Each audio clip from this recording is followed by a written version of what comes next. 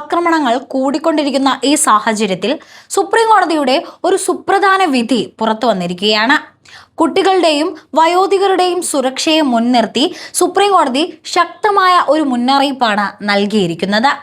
തെരുവുനായ ആക്രമണങ്ങളിൽ ഒരാൾക്ക് കടിയേൽക്കുകയോ പരിക്കോ മരണമോ സംഭവിക്കുകയാണെങ്കിൽ സംസ്ഥാന സർക്കാരുകളും തദ്ദേശ സ്ഥാപനങ്ങളും നഷ്ടപരിഹാരം നൽകേണ്ടി വരുമെന്നാണ് കോടതി വ്യക്തമാക്കിയിരിക്കുന്നത്.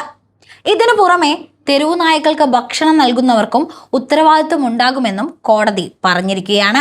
ഈ ഒരു പ്രശ്നം വർഷങ്ങളായി തുടരാൻ കാരണം അധികാരികളുടെ നിഷ്ക്രിയത്വമാണെന്നും നായകളോടുള്ള സ്നേഹം ജനങ്ങളുടെ ജീവൻ അപകടത്തിലാക്കിയാകാൻ പാടില്ലെന്നും കോടതി വ്യക്തമാക്കി. തെരുവു നായകളോട് സ്നേഹമാണെങ്കിൽ വീട്ടിൽ ദത്തെടുത്ത് വളർത്തണമെന്നും അതിന് ലൈസൻസ് ആവശ്യമായിരിക്കുമെന്നും കോടതി കൂട്ടിച്ചേർത്തു. ഈ വിഷയത്തിൽ സുപ്രീം കോടതിയുടെ നിലപാട് വ്യക്തമാണ്.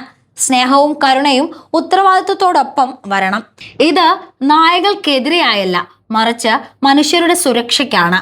സുരക്ഷയും മാനവികതയും തമ്മിലുള്ള ശരിയായ സമതുലിതാവസ്ഥയാണ് ഇനി ആവശ്യമായത്.